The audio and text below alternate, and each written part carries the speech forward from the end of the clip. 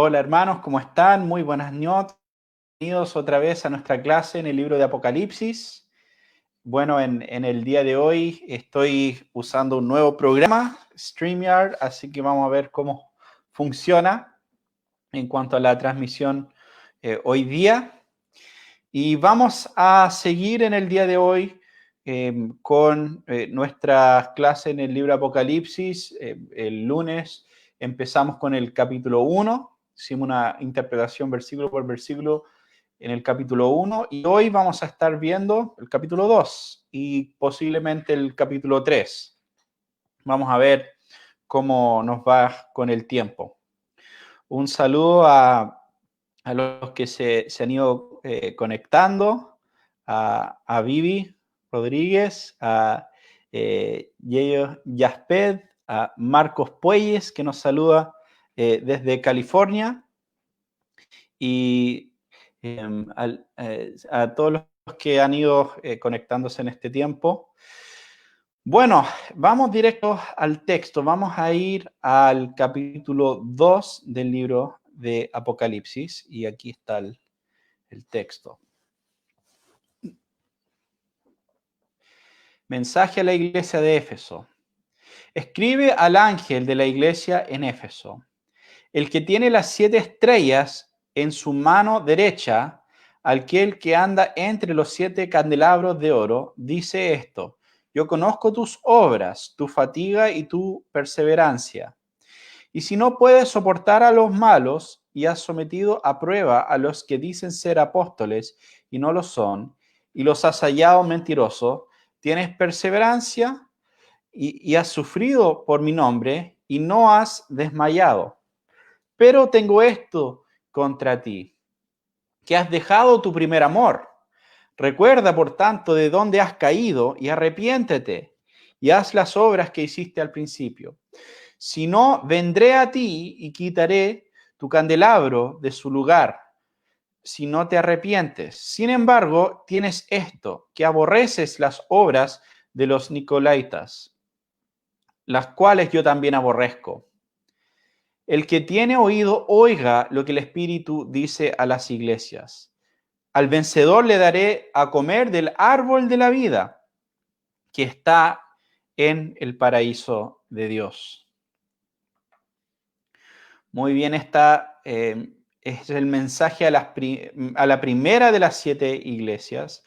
Mencioné esto un poco en la introducción, pero lo voy a repetir en cuanto a la interpretación de estas 7 iglesias, porque yo diría que la mayoría hoy en día entiende las iglesias como iglesias reales de los tiempos en el cual Juan escribió esta carta.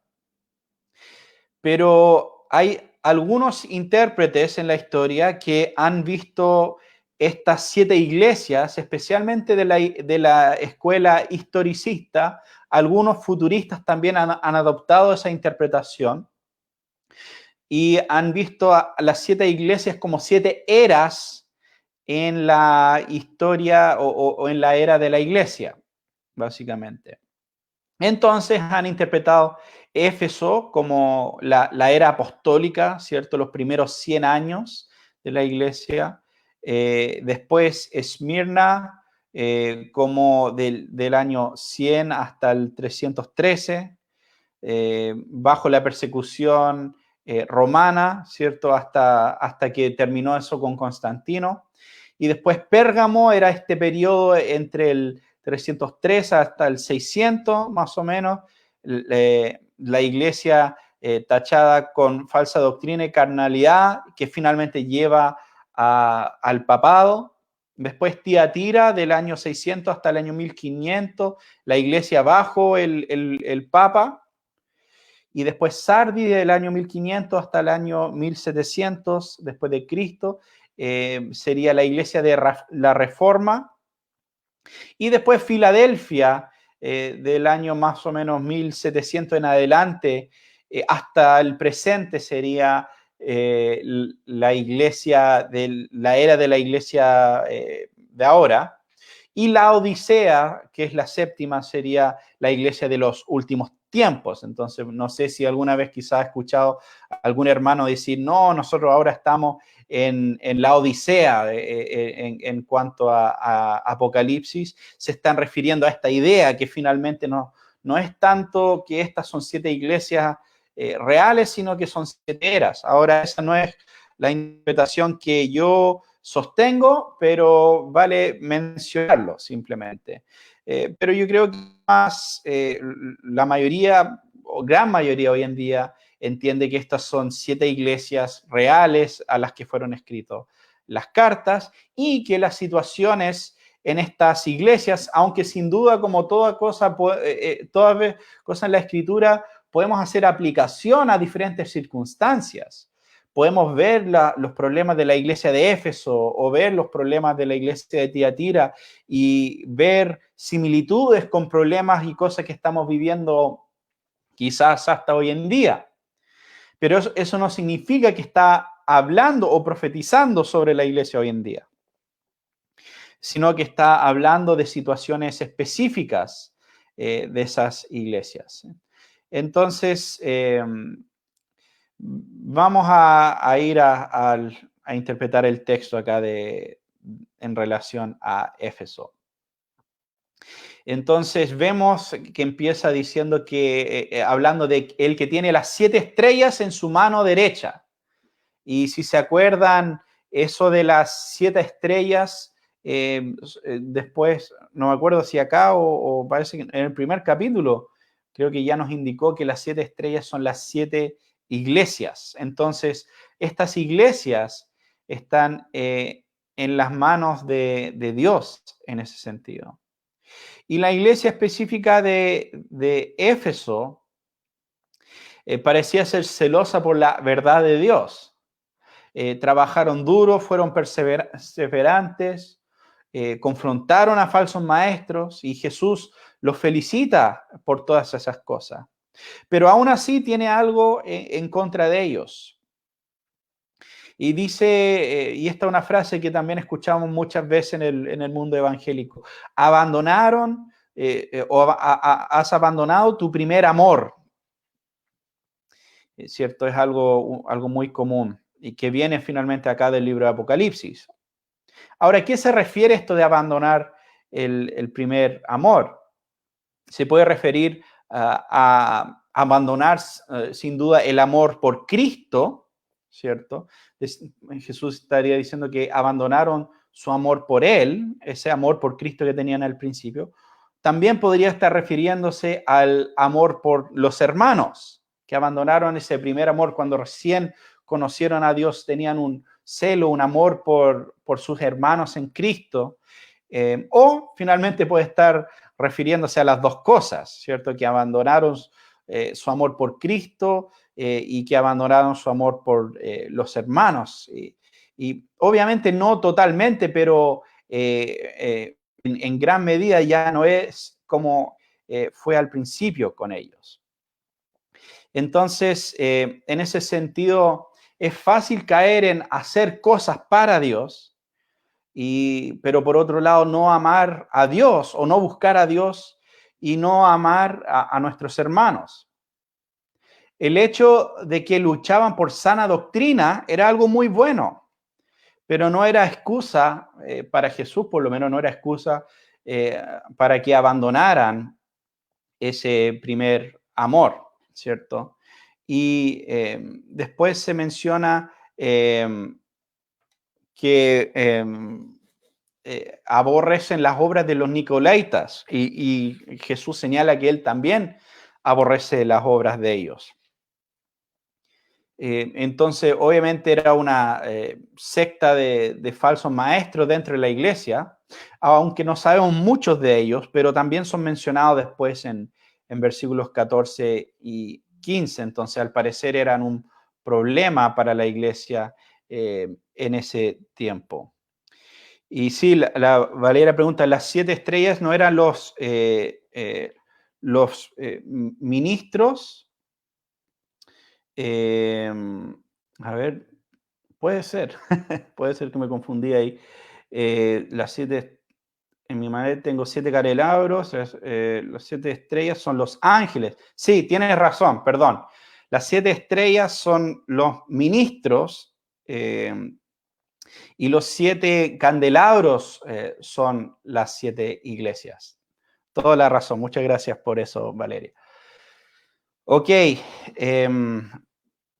Después tenemos una mención del árbol de la vida, ¿cierto? Al final, versículo 7 nos dice, el que tiene oído oiga lo que el Espíritu dice a las iglesias, al que sale vencedor le daré de comer del árbol de la vida que está en el paraíso de Dios. Y obviamente esto es una mención, a una referencia al Edén, al árbol que estaba en el Edén, a ese árbol de la vida que comían Adán y Eva hasta que fueron expulsados del Edén y no podían comer más de ese árbol.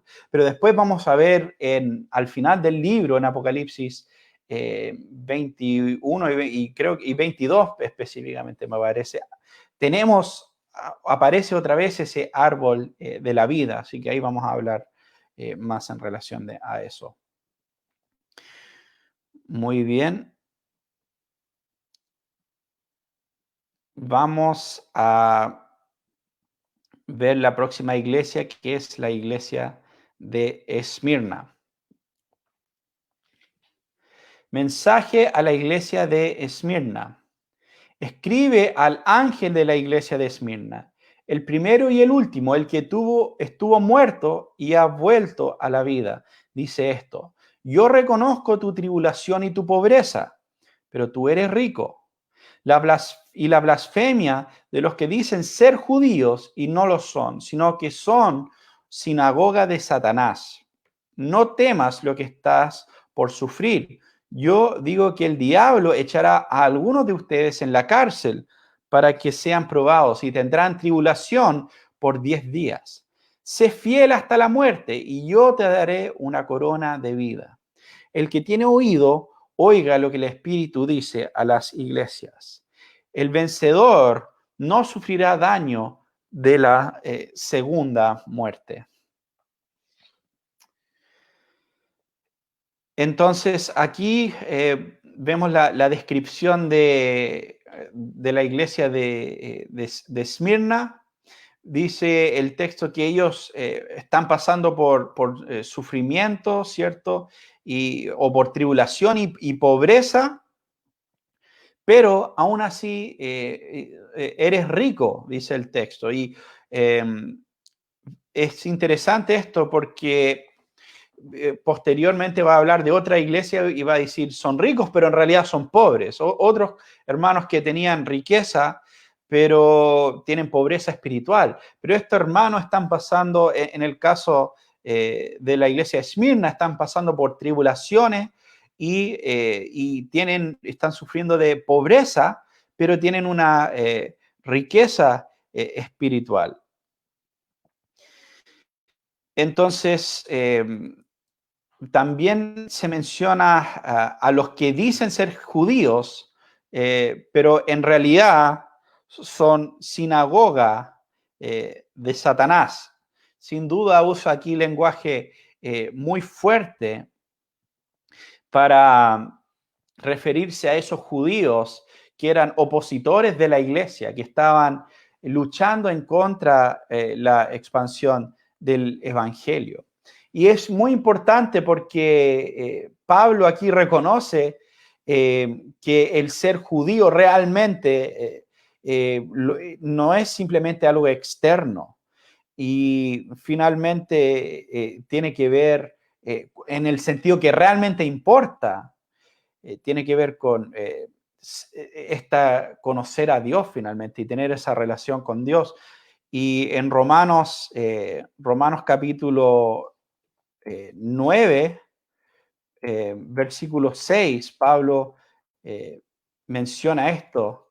Dice, y bueno, ahí entra una explicación más larga de este punto, pero dice, ahora bien, no digamos que la palabra de Dios ha fracasado. Lo que sucede es que no todos los que descienden de Israel son Israel.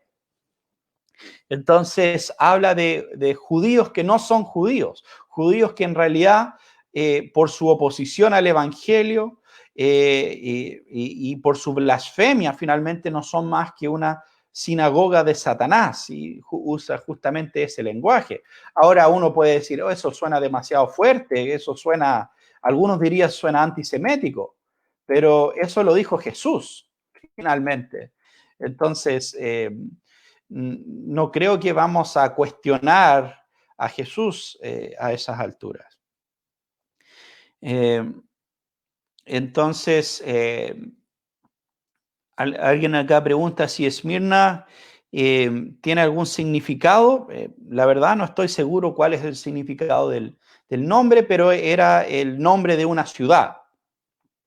Y de hecho, las 7 iglesias que se mencionan son 7 ciudades ahí en la misma, en Asia Menor, algo que mencionamos en la introducción. Entonces, esta es una referencia a esas 7 ciudades. Y es interesante porque en el orden en el que están, si tú recorres esas ciudades, haría un círculo en el sentido de cómo están geográficamente ubicadas. Son bastante cercas unas de las otras. Después el versículo 10 menciona una persecución. Menciona que el diablo echará a algunos en la cárcel y que tendrán tribulación por 10 días. Ahora, no es totalmente claro a qué se refiere esto de los 10 días.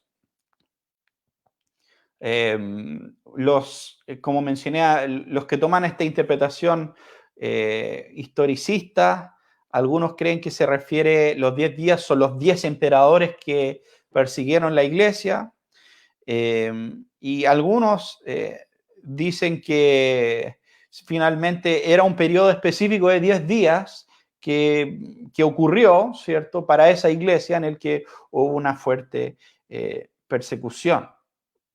Y otros incluso toman esto de 10 días como simplemente una referencia simbólica a un corto tiempo. Básicamente no tenía que literalmente ser 10 días, sino que simplemente le estaba diciendo que iban a pasar por una persecución corta, en ese sentido. Pero, Jesús los anima a ser fieles hasta la muerte, y a estos que son fieles hasta la muerte, Cristo le daría una corona de vida, y esto se refiere a la vida eterna. Ahora,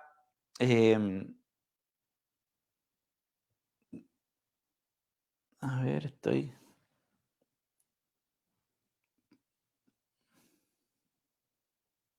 Sí, estoy conectado todavía. Perdón, me estoy todavía acostumbrando a esta nueva plataforma. No sé dónde está buscando, dónde decía que todavía estaba transmitiendo. Quería asegurar que no estaba hablando solo. Entonces, esta es la corona de vida, es la vida eterna. Ahora, versículo 11 se refiere, habla de la segunda muerte. Y esto vamos a ver en más profundidad cuando lleguemos al capítulo 20, pero la segunda muerte es identificado con el infierno o con el lago de fuego en capítulo 20, versículo 14. Entonces, en resumen, esta iglesia de Esmirna es una iglesia perseguida, ¿cierto? Pasando por dificultades, pasando por persecución, pero fiel en medio de eso. Y después vamos a la próxima iglesia, en versículo 12, el mensaje a la iglesia de Pérgamo. Dice, escribe al ángel de la iglesia de Pérgamo, el que tiene la espada aguda de 2 filos, dice esto. Yo sé dónde moras, dónde está el trono de Satanás. Guarda fielmente mi nombre y no has negado mi fe, aunque en los días de Antipas, mi testigo, mi siervo fiel, que fue muerto entre ustedes, donde mora Satanás. Pero tengo unas pocas cosas contra ti, porque tienes ahí a los que mantienen la doctrina de Balaam, que enseñaba a Balac a poner tropiezo ante los israelitas, a comer cosas sacrificadas a los ídolos y a cometer actos de inmoralidad. Así tú también tienes algunos que de la misma manera mantienen la doctrina de los nicolaitas. Por tanto, arrepiéntete, si no, vendré a ti pronto y pelearé contra ellos con la espada de mi boca. El que tiene oído, que oiga lo que el Espíritu dice a las iglesias. Al vencedor le daré del maná escondido y le daré una piedrecita blanca y grabado en la piedrecita un nombre nuevo, el cual nadie conoce sino aquel que lo recibe. Ok, en versículo 13 habla de esta ciudad, ¿cierto? Y dice, sé dónde vives o dónde moras, es donde está el trono de Satanás. Esto podría ser una referencia al poder romano en ese lugar, o también podría ser los muchos templos paganos que estaban ahí, incluso había un altar ahí que parecía trono, que era dedicado a Zeus. Y el punto principal es que Pérgamo no era un lugar fácil para ser cristiano. Era un lugar muy pagano, un lugar muy entregado al paganismo. Y vemos que hay un mártir fiel, Antipas, de entre ellos, que al parecer murió recientemente o en el pasado cercano. No sabemos más de él, solo se menciona su nombre. En el versículo 14 habla de los que mantienen la doctrina de Balaam, que enseñaba a Balac a poner tropiezo a los israelitas. Entonces, la doctrina de el rey Balac de Moab, ¿cierto? En el Antiguo Testamento contrató a Balaam para maldecir a Israel cuando pasaban por su tierra, pero Balaam no pudo maldecir a Israel. Pero sí aconsejó al rey, en ese caso, aunque Dios no le permitió maldecirlo, aconsejó a ese rey a seducirlo espiritualmente a través de la idolatría y físicamente a través de la inmoralidad sexual. Y eso pueden leer más de eso en Números 25, 1 y 2 y Números 31, 16. Entonces probablemente tiene que ver con eso. Ahora, versículo 15 menciona también a los nicolaitos, también a los nicolaitas, y al parecer también estaban en Pérgamo y habían personas que estaban aceptando esta falsa doctrina. Al parecer era algo que era tema entre estas iglesias. Y hay un llamado al arrepentimiento, ¿cierto? Cuando hay falsa doctrina, cuando hay herejías que se están propagando en la iglesia, la respuesta de Jesús no es simplemente, bueno, que cada uno piense lo que le parece bien, sino que es un llamado al arrepentimiento. Y si no se arrepienten, vemos que iba a luchar contra ellos con la espada que sale de su boca. Ahora es interesante porque este llamado no es solamente a estas personas a arrepentirse, sino a la iglesia tenía que arrepentirse. ¿Y por qué habla la iglesia en general y no solamente a estas personas que estaban cayendo en esa falsa doctrina? Y es justamente porque la iglesia estaba pecando al tolerar estas prácticas en medio de su congregación. Y como iglesia los pastores tenían una responsabilidad de proteger al rebaño de estas herejías que se estaban propagando. Y era una iglesia donde muchos amaban al Señor, incluso habían sufrido, pero no tenían el coraje para enfrentar la falsa doctrina entre ellos. Y esta es la situación de mucha iglesia en la actualidad. Hay mucha iglesia, muchos hermanos muy queridos que sin duda aman al Señor, pero no están dispuestos a enfrentar la falsa doctrina, no están dispuestos a rayar la cancha, por así decirlo, muchas veces podemos caer en el pecado de tolerar la falsa enseñanza en medio de nosotros. Ahora, obviamente hay que tener un balance en eso, de entender qué realmente son cosas, qué realmente son herejías, qué realmente son doctrinas destructivas y qué son temas que alguien puede estar equivocado, pero que no son centrales, no son, son temas secundarios en relación a la fe cristiana en ese sentido. Entonces, algunos van por esa opción de no querer ser muy tajantes, porque creen que es la opción más segura, porque dicen, mira, si yo me voy al extremo, si yo empiezo a ser muy tajante con la doctrina, puedo convertirme en un fariseo y eso va a ser malo. Pero la tolerancia tampoco es una opción, porque aquí Jesús deja claro que Él va a luchar contra ellos, que Jesús, si, no quieres a Jesús luchando contra ti con la espada que sale de su boca. Esa no es la situación en la que quieres estar. Entonces tampoco es seguro simplemente ser tolerante ante todo esto, sino Jesús por esa razón llama a esta iglesia al arrepentimiento. Se menciona el maná escondido en el versículo 17.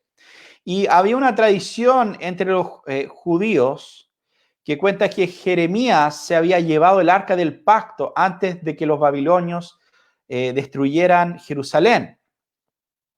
Y algunos enseñaban incluso entre los rabinos que Jeremías volvería al inicio de la era mesiánica, trayendo el arca y prepararía un banquete para la gente con el maná que estaba escondido en el arca.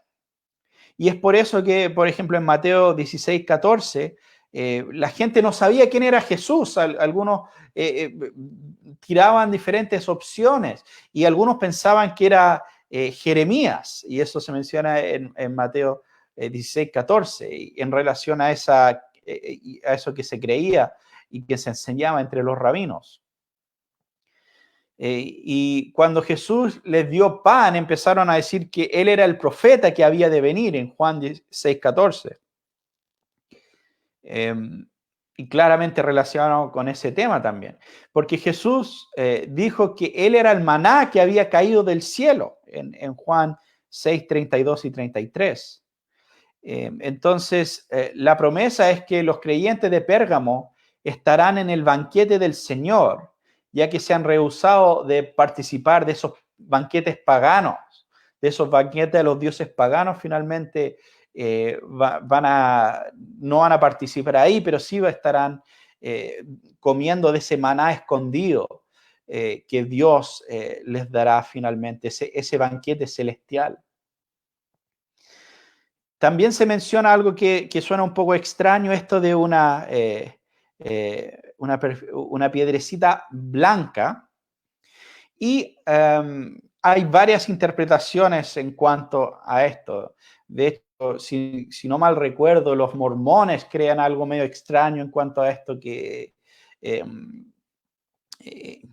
finalmente esta piedra tiene un nombre especial y que ese nombre necesita para entrar al cielo. Y si no conoces el nombre, no vas a entrar, básicamente.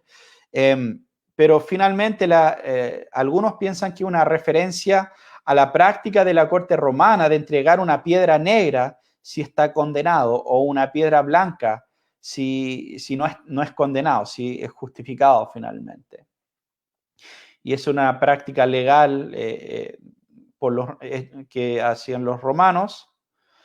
Entonces, básicamente sería como decir, aunque la corte romana quizás va a condenar al cristiano, la corte eterna, la corte que realmente importa ante Dios, serían justificados, no recibirían la piedra negra, o sea, recibirían la piedra negra en la corte romana, pero en la corte celestial recibirían esa piedra blanca. Esa es una interpretación. También otros ven a la piedra blanca era entregado a los ganadores de los juegos deportivos y después los atletas cuando recibían esa piedra blanca la cambiaban, la intercambiaban por el premio real, finalmente. Y algunos lo ven de esa manera. Pero la postura más común es que la piedra con el nombre es como una entrada para entrar a un evento especial, un evento exclusivo, por así decirlo. La entrada del reino de los cielos. Y sin duda, por medio de Cristo tenemos entrada, ¿cierto?, ante Dios, al reino de los cielos. Entonces, en resumen, esta iglesia de Pérgamo era una iglesia fiel en medio de persecución, pero demasiado tolerante de la inmoralidad y falsa doctrina que estaba presente en medio de la conversación, de la congregación, perdón. Muy bien, y ahora vamos a la iglesia de Tiatira. Escribe al ángel de la iglesia de Tiatira: el Hijo de Dios, que tiene ojos como llama de fuego y sus pies son semejantes al bronce bruñido, dice esto: yo conozco tus obras, tu amor, tu fe, tu servicio y tu perseverancia, y que tus obras recientes son mayores que las primeras.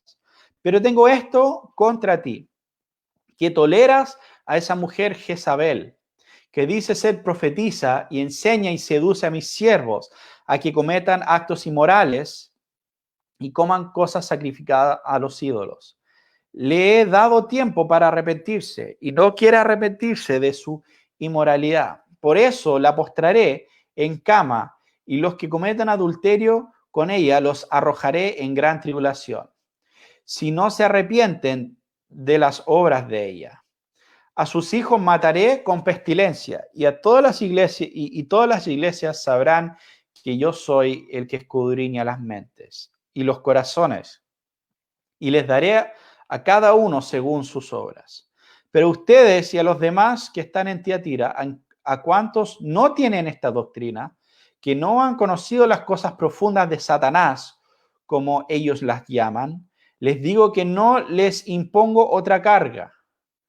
No obstante, lo que tienen, reténgalo hasta el fin que yo venga. Al vencedor, al que guarda mis obras hasta el fin, le daré autoridad sobre las naciones y las regirá con barra de hierro, como los vasos del alfarero son hechos.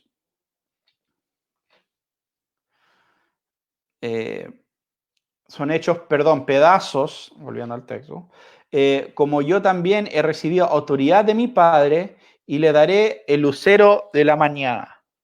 El que tiene oído, oiga lo que el Espíritu le dice a las iglesias. Muy bien, esta iglesia de Tiatira era fiel en muchos sentidos, pero toleraban a Jezabel. Al igual que la iglesia anterior, estaban tolerando falsa enseñanza en medio de la congregación. Había una mujer aparentemente en la congregación que estaba llevando muchos a la idolatría.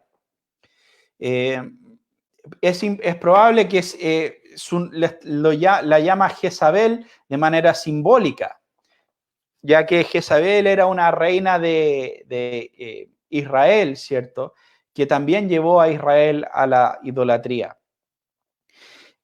También al parecer promovía inmoralidad sexual y estaba cometiendo adulterio con varios en la congregación.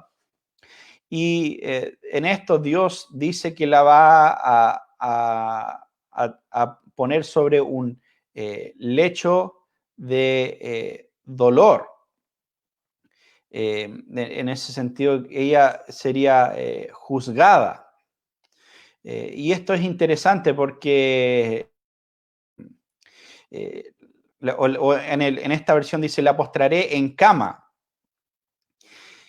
Finalmente, los que se estaban acostando con ella, ella usaba la cama para cometer inmoralidad sexual, pero ahora quedaría recostada en la cama como un juicio de Dios con enfermedad. Entonces Dios está diciendo que va a juzgar el pecado en medio de esa congregación.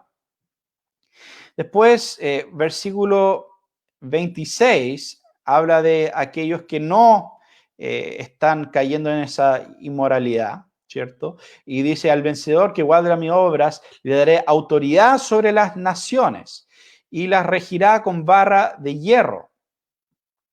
Y esto hace una referencia al Salmo 2 y a la promesa del Padre de entregar a Cristo las naciones del mundo como su herencia. Y la idea es que los creyentes fieles reinarán junto con Cristo. También dice que les dará el lucero de la mañana. Pero ¿a qué se refiere esto del lucero de la mañana? Bueno, después en el capítulo 22, versículo 16 del mismo libro, vemos que Cristo es el lucero de la mañana. Entonces, el mayor tesoro que reciben los creyentes acá no es gobernar sobre las naciones o autoridad sobre las naciones. El mayor tesoro es el lucero de la mañana. El mayor tesoro es Cristo mismo. Estar con Cristo es el mayor tesoro del creyente, finalmente. Entonces vemos aquí que es una iglesia fiel, pero tolerante al pecado.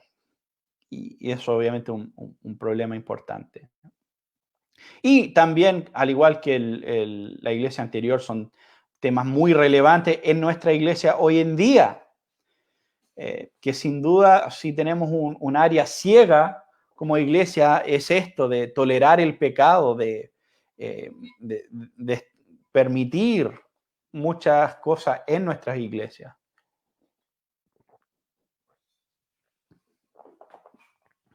Muy bien, ahora vamos al capítulo 3, que empieza con la iglesia de Sardis. Escribe al ángel de la iglesia de Sardis, el que tiene los 7 espíritus de Dios y las 7 estrellas, dice esto: yo conozco tus obras, que tienes nombre de que vives, pero estás muerto. Ponte en vela y afirma las cosas que quedan, que estaban a punto de morir, porque no he hallado completa tus obras delante de mi Dios. Acuérdate, pues, de que has recibido, oído, y guárdalo y arrepiéntete. Por tanto, si no velas, vendré como ladrón y no sabrás la hora que vendré sobre ti. Pero tienes unos pocos en Sardis que no han manchado sus vestiduras y andarán conmigo vestidos de blanco, porque son dignos. Así el vencedor será vestido de vestiduras blancas, y no borraré su nombre del libro de la vida. Y reconoceré su nombre delante de mi Padre y delante de sus ángeles. El que tiene oído, oiga lo que el Espíritu dice a las iglesias.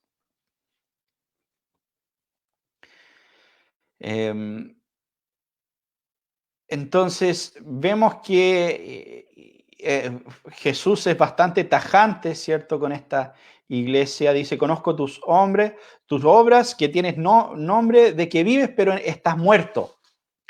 Entonces, esto era una iglesia que solamente estaba sobreviviendo por su reputación. En algún momento tenían buena reputación, pero ahora están muertos, simplemente. Y esto es bastante relevante porque generalmente la reputación es lo último que muere cuando una iglesia se aleja de Dios, se aleja de la palabra de Dios.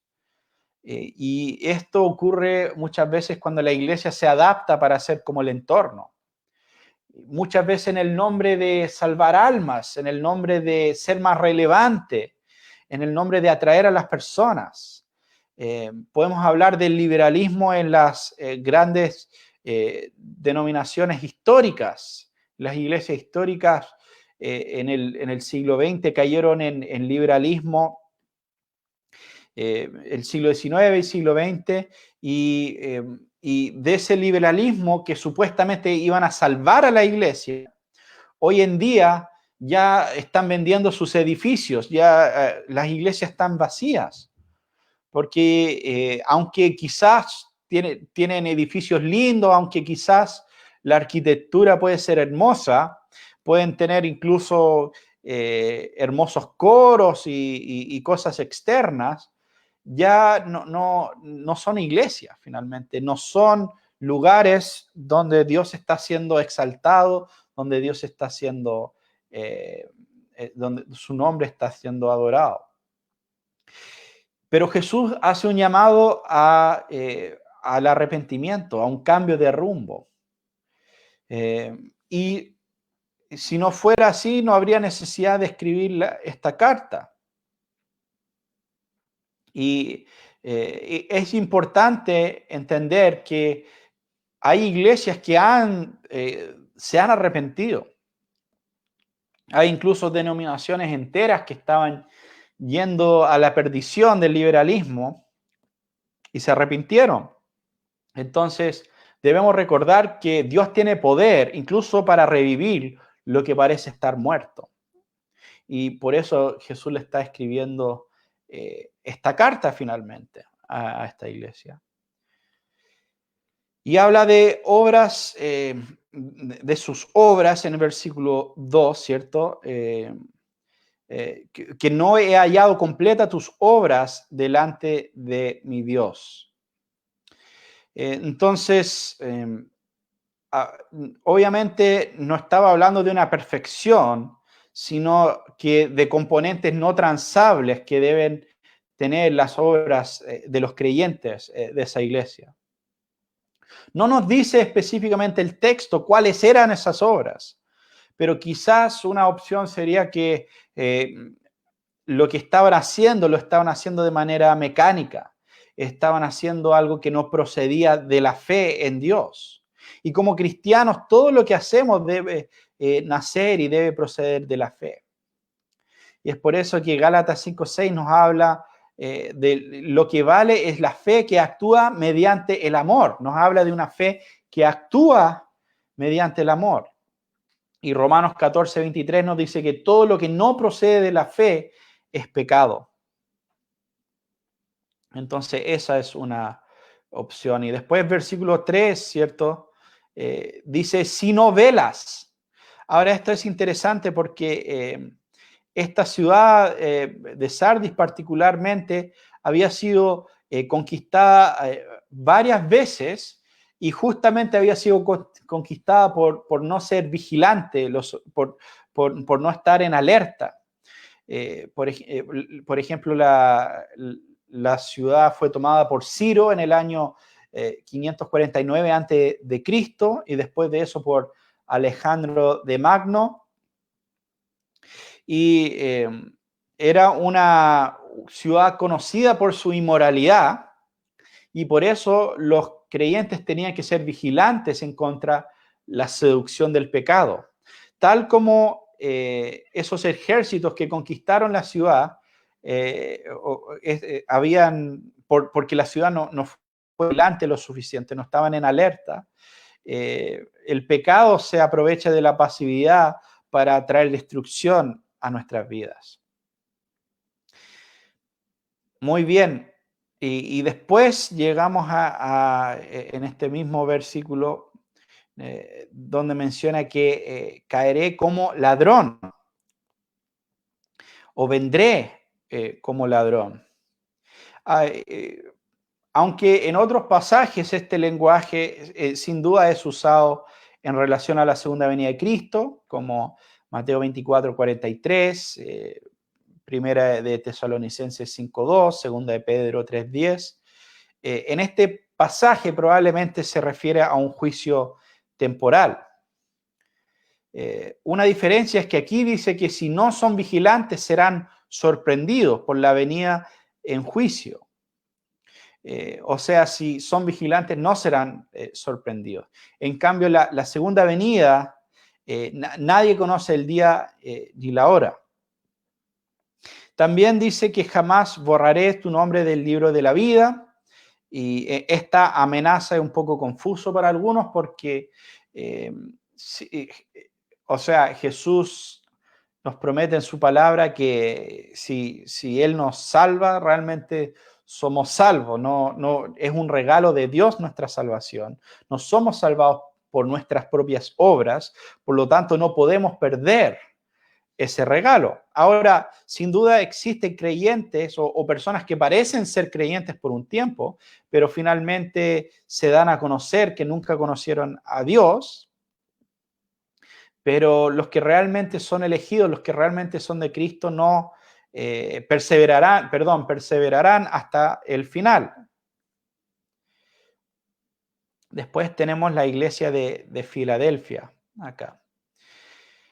Versículo 7 dice: escribe al ángel de la iglesia de Filadelfia, el santo, el verdadero, el que tiene la llave de David, el que abre y nadie cierra, y el que cierra y nadie abre. Dice esto: yo conozco tus obras, por tanto he puesto delante de ti una puerta abierta que nadie puede cerrar. Aunque tienes poco poder, has guardado mi palabra y no has negado mi nombre. Por tanto, yo entregaré a aquellos de la sinagoga de Satanás que se dicen ser judíos y no lo son, sino que mienten. Yo haré que vengan y se postren a tus pies y sepan que yo te he amado, porque has guardado la palabra de mi perseverancia. Yo también te guardaré de la hora de la prueba, esa hora que está por venir sobre todo el mundo, para poner a prueba a los que habitan sobre la tierra. Vengo pronto, retén firme lo que tienes, para que nadie tome tu corona. Al vencedor haré una columna en el templo de mi Dios y nunca más saldrá de ahí. Escribiré sobre el nombre de él, el nombre de mi Dios y el nombre de la ciudad de mi Dios, la nueva Jerusalén que desciende del cielo de mi Dios, y mi nombre nuevo. El que tenga oído, que oiga lo que el Espíritu dice a las iglesias. Muy bien, vemos que Filadelfia es una iglesia fiel. Jesús no tiene nada que decir en contra de ellos. Dice que ha abierto una puerta que nadie puede cerrar. Los judíos mencionados intentaban excluir el acceso de los gentiles a Dios.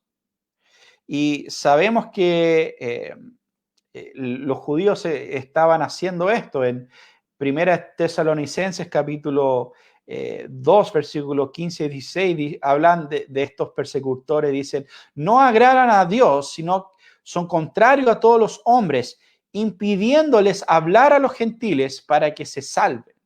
Entonces estos persecutores judíos estaban intentando cerrar la puerta, estaban intentando no dejar que el evangelio llegara a los gentiles.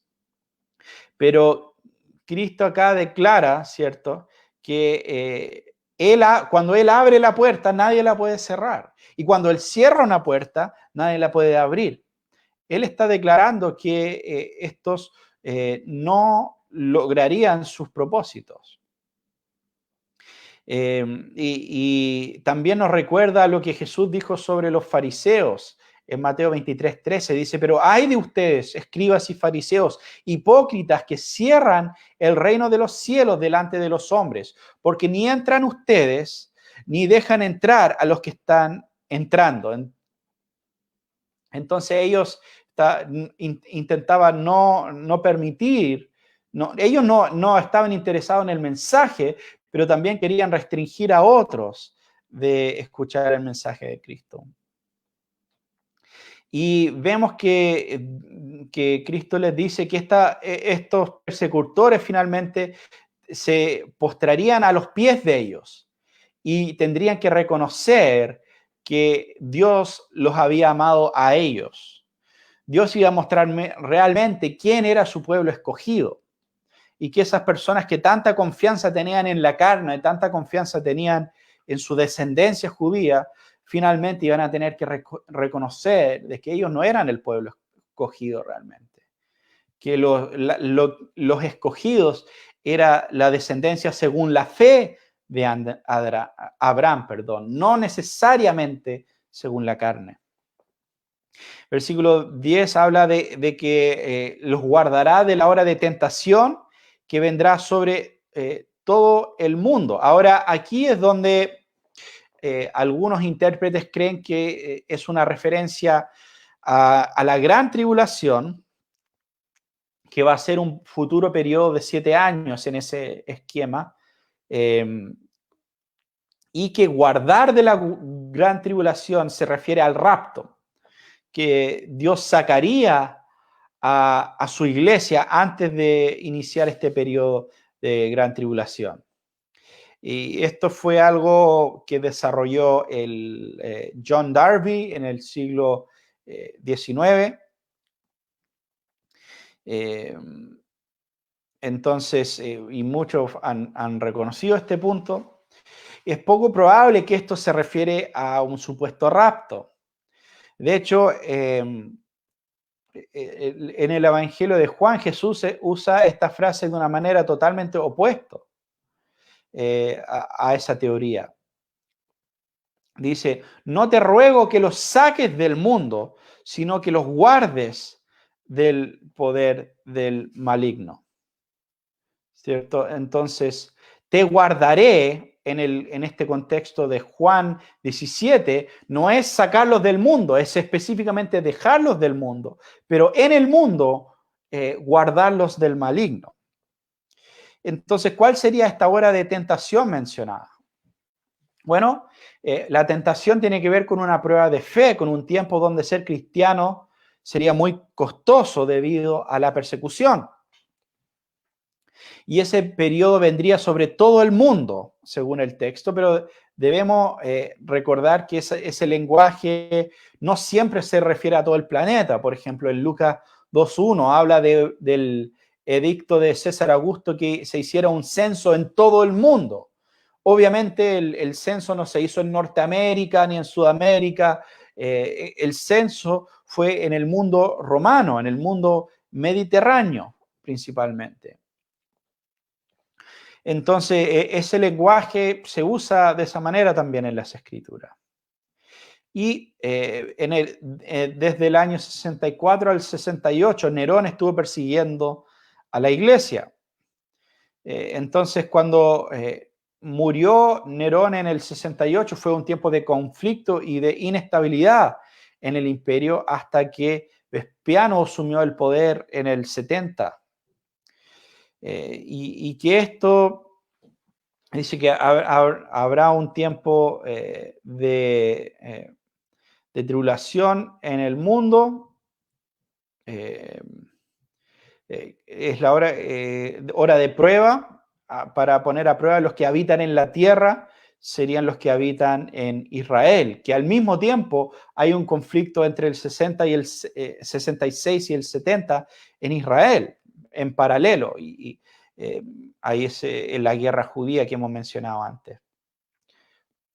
Y después, versículo 11, ¿cierto? Dice, vengo pronto. Y esto no es una referencia a la segunda venida, sino al juicio contra Israel, que sería finalmente pronto en ese contexto. Muy bien, ahora vamos, ¿cómo estamos de tiempo? Bien.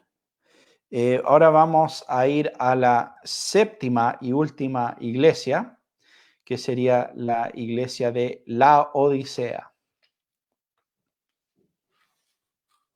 Escribe al ángel de la iglesia de Laodicea, el amén, el testigo fiel y verdadero, el principio de la creación de Dios. Dice esto: yo conozco tus obras, que ni eres frío ni caliente.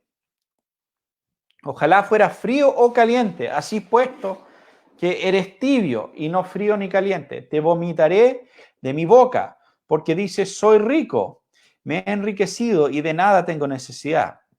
No sabes que eres un miserable y digno de lástima, pobre, ciego y desnudo.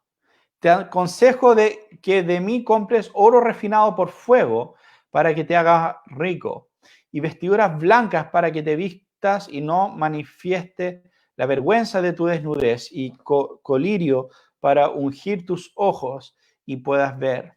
Yo reprendo y disciplino a todos los que amo, pues sé pues celoso y arrepiéntete. Yo estoy en la puerta y llamo. Si alguien oye mi voz y abre la puerta, entraré a él y cenaré con él y él conmigo. Al vencedor le concederé sentarse conmigo en mi trono, como yo también vencí y me senté con mi Padre en su trono. El que tiene oído, oiga lo que el Espíritu dice a la iglesia.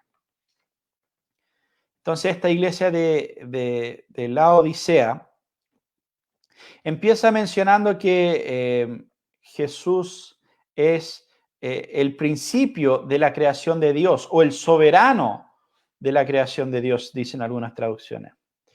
Y esto no es referencia a la idea de que Jesús es la primera creación de Dios, ni algo por el estilo, sino está hablando del hecho de que Jesús es, que por medio de Jesús Dios creó todas las cosas. En Juan 1.3 dice, todas las cosas fueron hechas por medio de Él y sin Él nada de lo que ha sido hecho fue hecho. Y lo mismo dice Colosenses 1:15 y 16. Él es la imagen del Dios invisible, el primogénito de toda creación, porque en Él fueron creadas todas las cosas. Todo ha sido creado por medio de Él y para Él. Entonces, a eso se refiere esto del principio de la creación o el soberano de la creación. Después, versículos 15 y 16, tienen este otro lenguaje que también es muy común, que hemos escuchado en el contexto cristiano, de ser frío o caliente, y que finalmente ellos no eran ni frío ni caliente, eran tibios.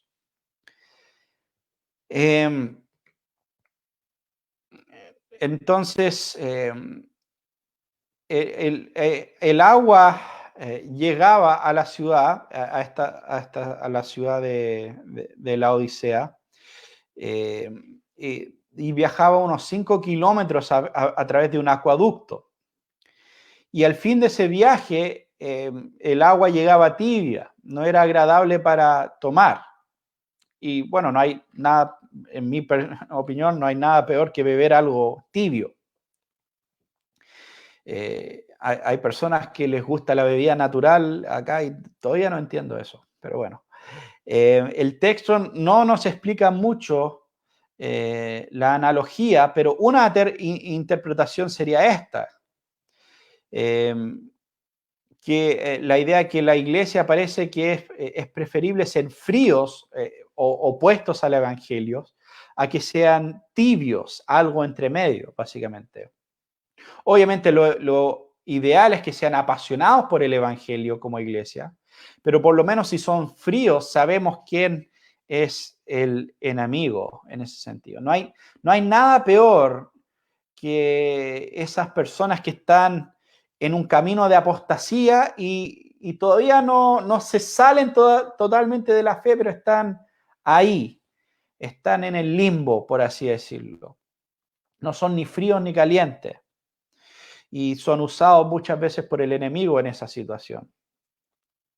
Y bueno, a largo plazo los frutos muestran esa realidad. Ahora, otra interpretación en cuanto a este lenguaje toma en cuenta el contexto geográfico, porque la Odisea estaba en medio de otras dos ciudades, Colossae y Jerópolis. Y Colossae era conocido por sus aguas frías que bajaba de las montañas, y Herópolis era conocido por aguas termales. Entonces las aguas de Colossae refrescaban y las aguas de Jerópolis sanaban, pero las aguas de la Odisea no servían para nada. Eso sería otra interpretación. Y según esto, tendría que ver con la iglesia siendo sal y luz en la tierra, porque Jesús habla de esa sal que deja de salar, ya no sirve para nada. Y si el agua, por así decirlo, si el fruto de esta iglesia no refresca, por un lado, y tampoco sana como Herópolis, no sirve para nada. Entonces, esa es en relación a ese lenguaje de ser tibio. Y como mencioné antes, esta iglesia tenían riquezas económicas, eran prósperos, pero espiritualmente eran pobres y miserables. Y Jesús describe esto, describe su pobreza espiritual, porque si solamente se calculara por lo físico, por la apariencia, quizás muchos llegaríamos y pensamos, wow, ellos están súper bien. Pero Jesús dice, no, puede ser que externamente son prósperos, pero espiritualmente son miserables. Y después dice que estoy en la puerta y llamo. Jesús está golpeando la puerta. Muchas veces se usa este lenguaje en relación al corazón, como que Jesús está golpeando en la puerta de tu corazón y tú tienes y es una puerta que solo se puede abrir desde adentro, ¿cierto? Tú tienes que abrirle la puerta a Jesús para que pueda entrar a tu corazón. Bueno, en el contexto acá no tiene nada que ver con el corazón en ese sentido. Jesús está golpeando en la puerta de la iglesia y está diciendo los que están dentro de la iglesia, que si alguien en la iglesia todavía, que le puede abrir la puerta a la iglesia, básicamente. Y porque Jesús no es un vagabundo pidiendo comida o algo así, sino que es el dueño de la casa, es la cabeza de la iglesia y está esperando a que sus siervos le abran inmediatamente la puerta. Y entonces, finalmente es un llamado, ¿cierto?, a los líderes de la iglesia que no estaban haciendo su trabajo. Y después dice, si alguno oye mi voz y abre la puerta, entraré y cenaré con él y él conmigo. Si la iglesia, si los líderes no le abren la puerta a Jesús, Jesús abre la invitación a los individuos de la iglesia, que igual tendrían comunión con Cristo, aunque sus líderes estuviesen en desobediencia en ese sentido. Y termina hablando y diciendo que al vencedor le concederé sentarse conmigo en mi trono, como yo también vencí y me senté con mi Padre en su trono. Y esto nos habla de la realidad de que Jesús ya se ha sentado. Jesús está sentado en el trono celestial en este momento y reinando.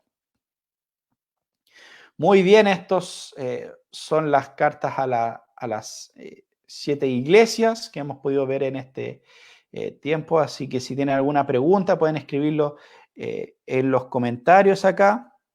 Muy bien, un saludo a todos los que están siguiendo la transmisión en este momento.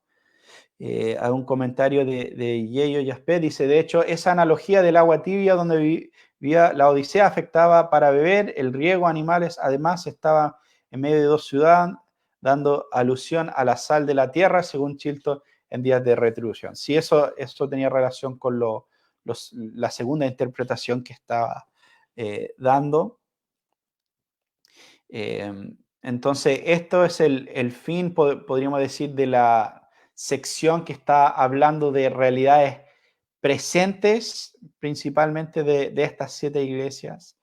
Y ahora en el capítulo 4 empezamos a hablar de las cosas que sucederán en ese sentido después de esto. Muy bien.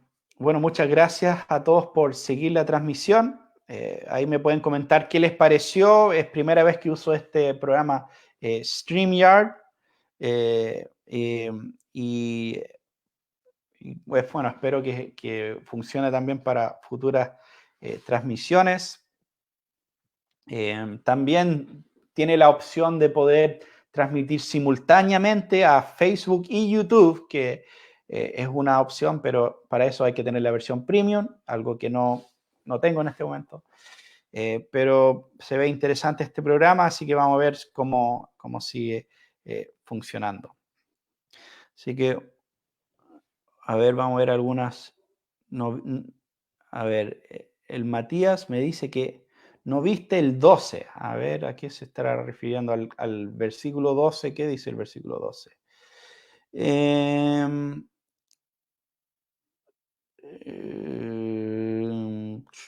Al vencedor haré una columna en el templo de mi Dios. Perdón, sí, el tema de la nueva Jerusalén que desciende del cielo.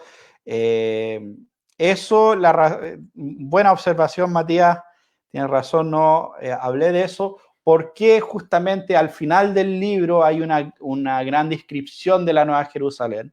Entonces prefiero guardarme los comentarios para cuando lleguemos al final, por así decirlo. Porque vamos a ver el capítulo, bueno, el capítulo 21 y 22 realmente hablan de esto. Pero buena observación, hermano mío. A ver, Milton dice, algunos dicen que significa mirra. No sé, quizá estaba hablando en relación al nombre de la ciudad que un hermano había preguntado antes. Y bueno, como mencioné, yo no tomo una interpretación simbólica de estas 7 iglesias, entonces no estoy necesariamente buscando un significado escondido en el nombre de la iglesia o algo por el estilo, porque simplemente creo que son nombradas por su ubicación geográfica y el nombre de los lugares.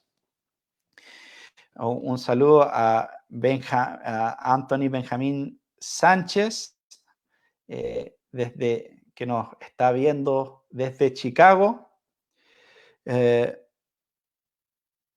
Y Valeria dice, no entendí sobre los años que se mencionó sobre las iglesias como periodos. Sí, mira, no es tan importante ese punto, simplemente estoy hablando de otra interpretación que no ve tanto estas iglesias, no ve estas iglesias como iglesias que, o con un cumplimiento en el primer siglo, o un cumplimiento cuando fue escrito, sino que lo ve de manera, como 7 etapas de toda la era de la iglesia. Desde la primera venida de Cristo hasta su segunda venida, toda la historia para esas personas se divide en estas 7 etapas. Y dependiendo en los años, ¿cierto? Estamos en la primera, segunda, tercera. Bueno, y obviamente todos siempre creen que el fin del mundo es en su generación, entonces casi todos dicen, claro, estamos en la iglesia de la Odisea, finalmente. Pero esa no es la perspectiva que tomo yo, sino es una perspectiva que yo diría es bastante minoritario hoy en día, pero todavía hay algunas pocas personas que tienen esa perspectiva. Así que por eso, más que nada, la mencioné, Valeria. Espero que eso se entienda un poco mejor. Ok. Muy bien, hermanos. Yo creo que hemos llegado al fin de la transmisión. El John Palma dice, nos vemos a las 7:30, hermano. Así es, tenemos una reunión mañana tempranito por internet.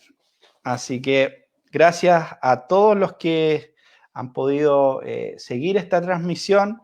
Y bueno, nos vemos hoy día, el viernes. Vamos a seguir con los próximos capítulos. Así que hasta la próxima, hermanos. Un saludo.